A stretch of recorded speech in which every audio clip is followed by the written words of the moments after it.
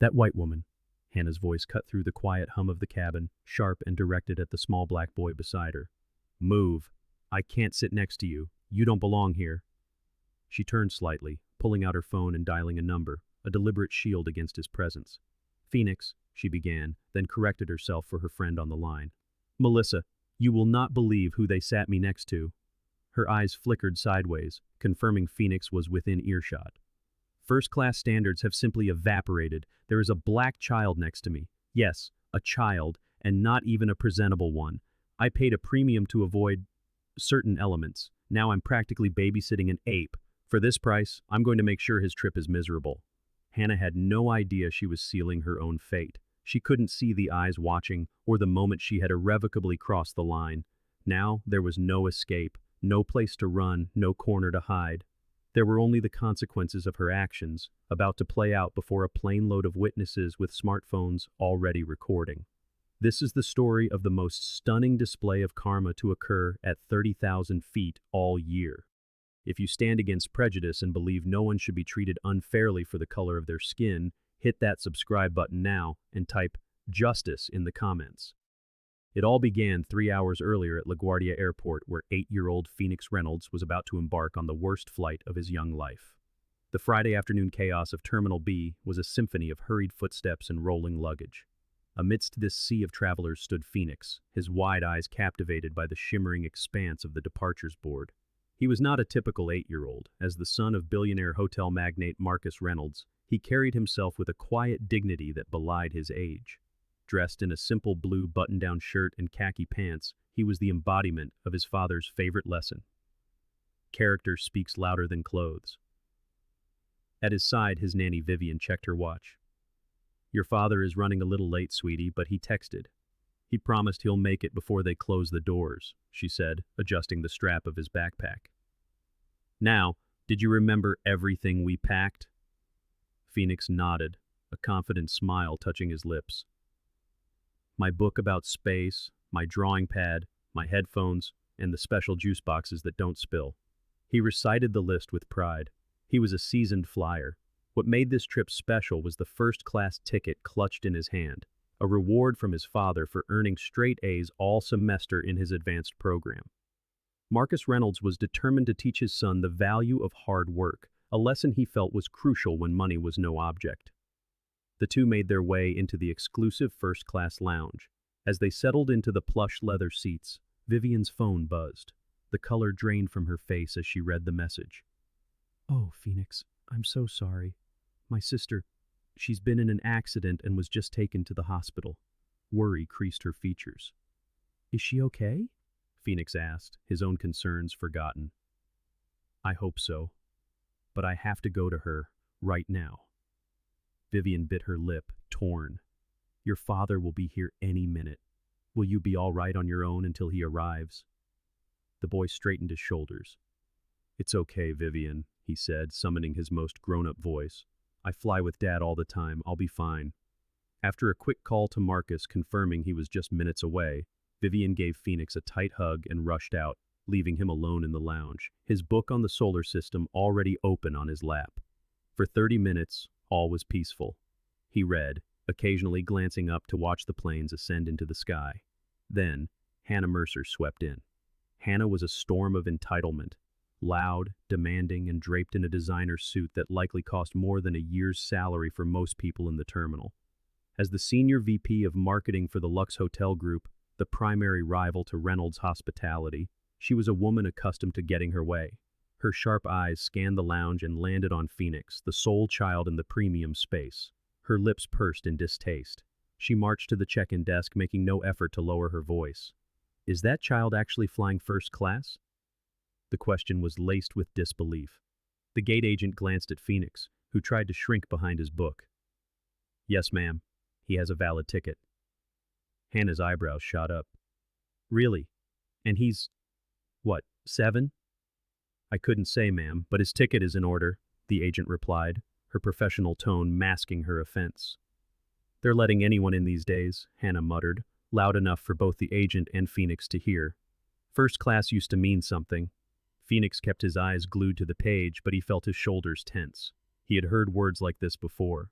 His father had warned him that some people carry an ugliness inside them that they can't help but spill onto others. When their flight to San Francisco was called for pre-boarding, Hannah gathered her things with sharp, irritated movements. Phoenix quickly texted his father. "We're boarding now. How close are you?" The reply was instant. "Traffic is a nightmare. Go ahead and board. I'll make it before the doors close." "Love you, champ." As Phoenix joined the priority line, he found himself directly behind Hannah. He could feel her gaze on him, cold and judgmental, but the gate agent offered him a warm smile. "Welcome aboard, Mr. Reynolds. Enjoy your flight." The gleaming first-class cabin was a familiar, magical space for Phoenix. He located his seat, 3A, a window seat with a perfect view. He settled in, carefully stowing his backpack, his small frame dwarfed by the luxurious leather. He buckled his seatbelt and pulled out his book, losing himself in dreams of becoming an astronaut. His father had taught him that purpose came from contribution, not inheritance. The peaceful moment was shattered by a sharp intake of breath. Hannah Mercer stood frozen in the aisle, her eyes darting from her boarding pass to the seat number above, then down at Phoenix. The realization that she was seated next to the very child she had just disparaged twisted her features into a mask of pure displeasure. "Excuse me," she called out to a passing flight attendant. "There has to be a mistake." The attendant, whose name tag read Tasha, approached with a patient smile. "How can I help you, ma'am?" Hannah leaned in, her voice a conspiratorial whisper that was still loud enough for Phoenix to hear. "I did not pay $3,000 for a first-class ticket to sit next to a child," she said, flicking a dismissive glance at Phoenix. She then added with a meaningful pause, "Especially one of them." The implication hung in the air, ugly and unmistakable. Tasha's smile became rigid. "I understand your concern, ma'am, but the flight is completely full. We have no other available seats in first class." "What about business class? I'd rather sit there than—" Hannah gestured vaguely toward Phoenix, who was now pretending to be utterly absorbed in his book. "I apologize, ma'am, but every seat on the aircraft is assigned," Tasha said, her politeness now edged with steel. "If you'd prefer to take a later flight, you would need to deplane now." Flushing with anger, Hannah glanced at her watch. "That's impossible. I have a meeting I cannot miss." With a theatrical huff, she shoved her designer bag into the overhead bin and reluctantly slid into seat 3B, pressing herself against the opposite armrest as if proximity to Phoenix might be contagious. Phoenix, ever the gentleman, gathered his courage. "Hello, ma'am. I'm Phoenix," he said, extending a small hand. "It's nice to meet you." Hannah stared at his hand as if it were something vile. Her gaze traveled up to his face with such open contempt that passengers nearby exchanged uneasy glances. "Look," she said, her voice low and cutting. "I don't think you belong up here. Your kind should be in the back." The words struck him like a physical blow. Phoenix slowly withdrew his hand, his hopeful expression crumbling. A woman across the aisle gasped, and a businessman in the row ahead turned to stare, but no one spoke up. It was the kind of public silence that allows cruelty to flourish. Phoenix turned quietly to the window. When Tasha offered pre-departure beverages, she gave him a warm, reassuring smile. "Apple juice, young man?" "Yes, please, thank you." Hannah interrupted, not bothering to remove her new, unreleased noise-canceling headphones. "Just make sure he doesn't spill it. I'm wearing Armani." Tasha's smile cooled. "I'm sure he'll be very careful," she said, handing Phoenix the spill-resistant cup. The pointed remark flew right over Hannah's head. Phoenix's phone vibrated. A text from his father. "Running late, boarding last minute, see you soon." A small smile touched Phoenix's lips. Soon, Dad would be here. Everything would be okay. As the last passengers filed in, Hannah's irritation grew. She crossed her arms, tapped her foot, and glared toward the front of the plane. Still, there was no sign of Marcus Reynolds. As the announcement was made to switch all devices to airplane mode, Hannah seized her chance for one last complaint, dialing her friend Melissa. Phoenix tried to make himself smaller, his shoulders hunching, his knees pulling in. He was a master at disappearing, a skill no 8-year-old should ever have to learn. A different flight attendant, James, noticed the one-sided hostile conversation. "Ma'am, we're closing the cabin door. Please end your call." Hannah waved him away. "I've got to go, Melissa. Yes, I'm definitely filing a formal complaint. This is unacceptable." She hung up and turned to James. I cannot believe you expect paying customers to babysit. James's professional mask remained in place, but his eyes flickered to Phoenix's withdrawn posture. As my colleague mentioned, we're at full capacity, he said, then deliberately turned his full attention to the boy. Young man, would you like some extra snacks? We have special cookies today. Phoenix looked up, surprised out of his misery. Yes, please, he whispered. I'll bring them over as soon as we're in the air, James promised, before turning back to Hannah, his expression noticeably cooler. Anything else, ma'am? Just some peace and quiet, she muttered, glaring at Phoenix as if he were the source of all the noise. Just as James moved away, the captain announced they were third in line for takeoff. The cabin door sealed shut. Marcus hadn't made it. Phoenix's heart sank. He was alone with this woman for the next 5 hours. Once they reached cruising altitude, James returned with a small package of cookies. These are my favorite, he confided with a wink. They're usually just for our international flights. Phoenix's genuine thank you was met with an eye roll from Hannah, who was already sipping her first glass of champagne. An uneasy calm settled in. 45 minutes later, the captain's voice crackled over the intercom. Ladies and gentlemen, we're expecting some turbulence. Please return to your seats and fasten your seatbelts. Hannah had just gone to the restroom. When she returned, her face was flushed with irritation. During the bumpy air, Phoenix's backpack had shifted, its corner barely touching her side of the shared space. Her reaction was explosive. She grabbed the backpack and shoved it violently toward him. Keep your things on your side, she snapped. The motion sent his book tumbling to the floor. I'm sorry, Phoenix said, his voice barely audible as he bent to retrieve it.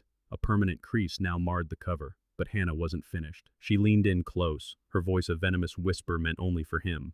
I bet your parents never taught you any manners. Typical. The word hung between them, heavy with prejudice. Phoenix's face remained a careful blank, but the slight tremble in his hands gave him away. He was truly on his own. It makes you wonder, what would you have done in a situation like this? Let us know in the comments below, and if you're invested in seeing how this unfolds, make sure you're subscribed. The tension was about to reach its breaking point, when suddenly, a commotion erupted at the front of the cabin. The aircraft door, which should have been sealed for the flight, was being opened. Marcus Reynolds, impeccably dressed in a tailored charcoal suit despite having sprinted through the airport, was escorted aboard by the lead flight attendant. His commanding presence turned heads throughout the cabin. We appreciate you holding the flight, Captain, Marcus said, his deep voice carrying a natural authority. The traffic was unprecedented. He made his way down the aisle, his eyes scanning for his son. When he saw Phoenix by the window, a wave of relief washed over him, but it was quickly replaced by a deep furrow in his brow as he registered the rigid, pained posture of his son and the hostile energy radiating from the woman beside him. He checked his boarding pass again. He was supposed to be sitting right behind them. This wasn't the original arrangement. The original plan had been simple, adjacent seats. But a frantic last-minute rebooking had fractured that plan, leaving his son rows ahead of him. Marcus slid into his own seat, a ghost in the bustling first-class cabin. Neither Phoenix nor the woman beside him, Hannah, noticed his arrival. He could see the back of his son's head, the small shoulders held with a tension no child should carry. Marcus retrieved his noise-canceling headphones, sealing himself in a world of silence. He opened his tablet. His empire didn't pause for flight delays. An urgent message from his London office demanded his focus, and for those crucial few minutes, Marcus was lost in his screen, oblivious to the storm brewing just inches away from his son. The aircraft settled at cruising altitude, and the cabin relaxed into a gentle hum. Flight attendants moved with practiced grace, offering beverages. When they reached row 3, Phoenix politely requested apple juice. Hannah, beside him, ordered sparkling water, specifying, in a proper glass, not plastic. The drinks arrived. Phoenix placed his juice on the tray table with meticulous care, ensuring it was perfectly stable. But fate, in the form of a sudden gut-wrenching lurch of turbulence, had other plans. The plane dropped, catching everyone off guard. Despite Phoenix's caution, the juice cup toppled. Most of it pooled on his own tray, but a few drops, no more than a spatter, arched through the air and landed on the sleeve of Hannah's designer suit. Phoenix's reaction was instant. He grabbed a napkin, his eyes wide with sincere apology. "I'm so sorry, ma'am," he said, his voice quiet but steady. "The turbulence. Please, use my napkin." It was a minor accident, a common airborne mishap. An adult might have offered a brief reassurance, dabbed at the spots, and forgotten the matter. Hannah Mercer was not that adult. Her face twisted into a mask of pure rage, her eyes fixed on the tiny droplets as if they were acid. "This is a $5,000 suit!" she shrieked, her voice slicing through the cabin's calm. Conversations died. Heads turned. "Do you have any idea what you've done? You people don't understand the value of anything." The phrase, "you people," hung in the air like a toxin. Shocked glances were exchanged across the aisle. Phoenix's hand, still holding the napkin, began to tremble. "I said I was sorry," he repeated, his voice smaller now, the public humiliation stinging his cheeks. "Sorry doesn't fix this," she spat. "You shouldn't even be in first class." And then, in a flash of unrestrained fury, Hannah Mercer raised her hand. The sharp crack of her palm against Phoenix's cheek echoed in the stunned silence of the cabin. His head snapped to the side from the force of the blow. Phoenix didn't make a sound. A single silent tear traced a path down his cheek as he raised a trembling hand to the blossoming red mark. The cabin erupted in a chorus of hushed gasps.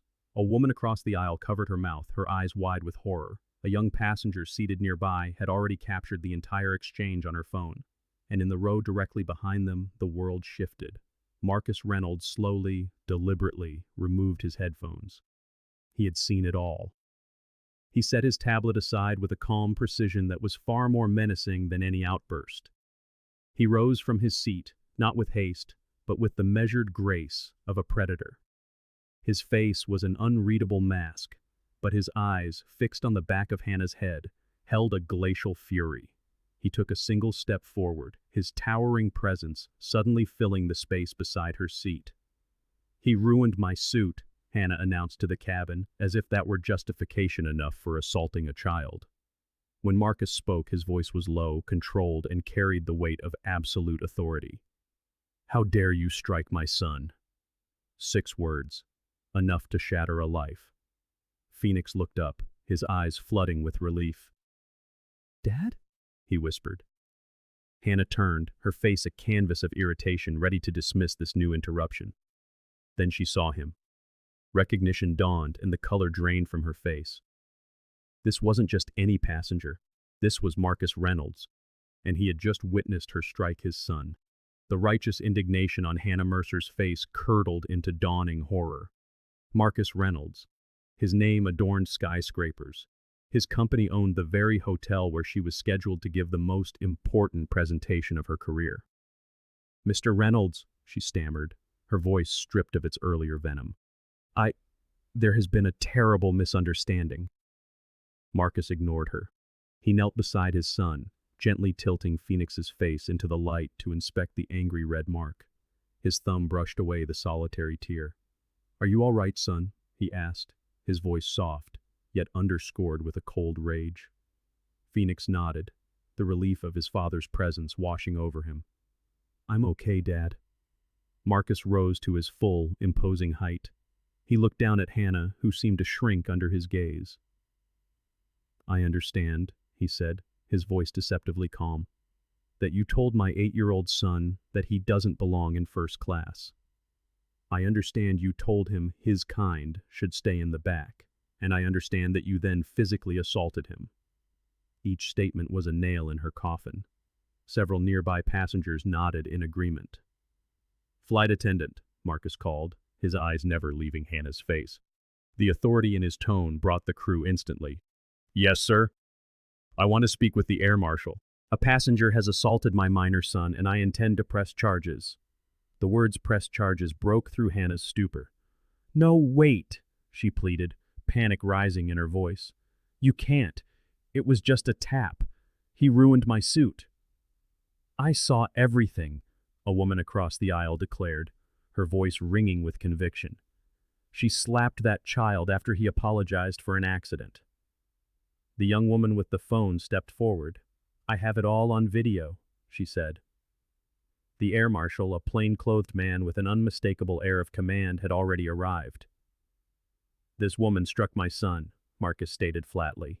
"I want her arrested when we land." Please, Hannah begged, her professional life flashing before her eyes. Mr. Reynolds, please, we can resolve this. Marcus looked at her as if she were a line item on a balance sheet he was about to liquidate. The time for resolution passed the moment you laid a hand on my son, he said. You made your choice. Now you will face the consequences. The crew escorted Hannah to an empty seat in the back of the cabin, a walk of shame past dozens of accusing eyes. Marcus settled beside Phoenix, pulling his son close. I'm proud of you, he said quietly. Your mother always said dignity can't be taken, only surrendered. You never surrendered it. Meanwhile, the digital world was moving at the speed of light. The video was a viral firestorm. Hashtags trended. A text from her CEO buzzed on her silenced phone. Meeting canceled. HR will be in touch. As the aircraft began its descent into San Francisco, the captain made an announcement. Ladies and gentlemen, we ask you to remain seated upon arrival. Law enforcement will be boarding the aircraft. When the plane docked at the gate, 2 uniformed officers stepped aboard. They conferred briefly with the air marshal, then walked directly to Hannah's seat. Ma'am, the lead officer said, his voice leaving no room for argument, you need to come with us. As she was led down the aisle, her expensive suit now a symbol of her ruin, she passed Marcus and Phoenix. For a fleeting moment, her desperate eyes met the cold, unwavering gaze of the man whose life she had carelessly disrupted. In his eyes, she saw no anger, no satisfaction, only the calm, absolute certainty of justice. Her life as she knew it was over, not with a bang, but with the quiet click of a closing cabin door. For a fleeting moment, she hesitated, a final, silent plea forming on her lips. But the cold granite of Marcus's gaze offered no sanctuary. This was not a storm she could weather with privilege or charm. This was justice, swift and unyielding. As officers flanked Hannah Mercer and led her down the jetway, Phoenix watched. On his young face, a war of emotions played out. The clear light of relief, the quiet fire of vindication, and yet a shadow of sadness, a testament to a compassion that extended even to the one who had wounded him so deeply. 20 minutes later, when Marcus and Phoenix finally stepped off the plane, they were met by a frenzy of flashing lights and shouted questions. A small army of reporters had already descended upon the gate. The video had gone viral, and the story was spreading faster than wildfire. Cameras flashed in a blinding staccato as Marcus guided his son through the terminal, his hand an unbreakable shield on Phoenix's shoulder. Mr. Reynolds, was your son assaulted? Are you pressing charges? Phoenix, how do you feel?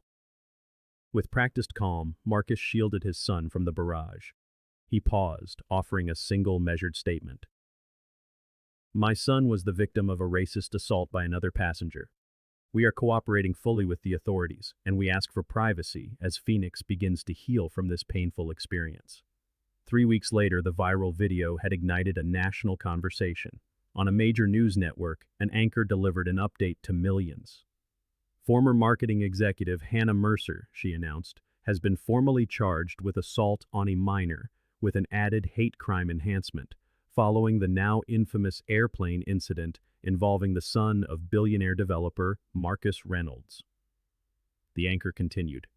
In a related development, the Reynolds Hospitality Group has just announced its acquisition of Lux Hotels International, Mercer's former employer. While the deal had been rumored for months, industry analysts suggest the timeline was significantly accelerated in the wake of the incident. Meanwhile, across town, Phoenix Reynolds stood before a podium.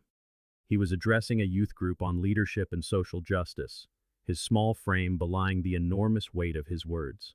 At just 8 years old, he spoke with a quiet poise that captivated the room. It was scary, he admitted, his voice clear and steady. But my dad always tells me that how people treat you says everything about them, and nothing about you. No one has the right to make you feel like you don't belong, just because of what you look like. A wave of applause washed over him, a sound of support from an audience who had seen the video, now viewed over 70 million times around the globe. In another part of the city, far from the gleaming high-rise she once called home, Hannah Mercer loaded the last of her possessions into a rental truck. The for rent sign in her former window was the final, stark punctuation on a life now erased. The 6-figure salary was gone. Her reputation was in ashes. Legal bills were piling up like snowdrifts. Her future, once so bright, had been irrevocably broken by a single, shattering moment of prejudice and rage. That very evening, beneath the crystal chandeliers of a grand ballroom, Marcus Reynolds was introduced as the founding chairman of the new Hospitality Industry Diversity Initiative. In his speech, he spoke not of business, but of belonging. True luxury is not about exclusion, he told the gathered industry leaders. It is about dignity.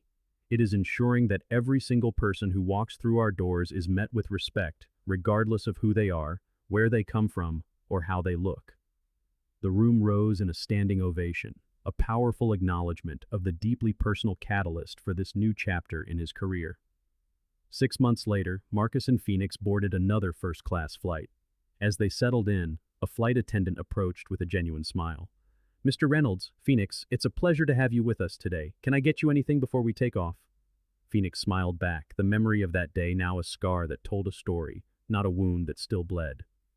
"Apple juice, please," he said politely. Then, with a twinkle in his eye, he added, "In a cup with a lid, just in case." Marcus and the flight attendant shared a knowing look, a small moment of shared understanding. It was a testament to resilience, to the healing that had taken place. As the plane taxied toward the runway, Phoenix gazed out the window at the endless blue sky. His father had transformed an act of hate into a movement for change. And in the process, Phoenix had discovered a strength within himself he never knew he had. In the end, Hannah's attempt to put him in his place had only shown him exactly where he belonged. Anywhere and everywhere his dreams could take him. This story is a reminder of the change one moment can inspire. If it moved you, please share it with others and join us for more stories that matter. We'll see you next time.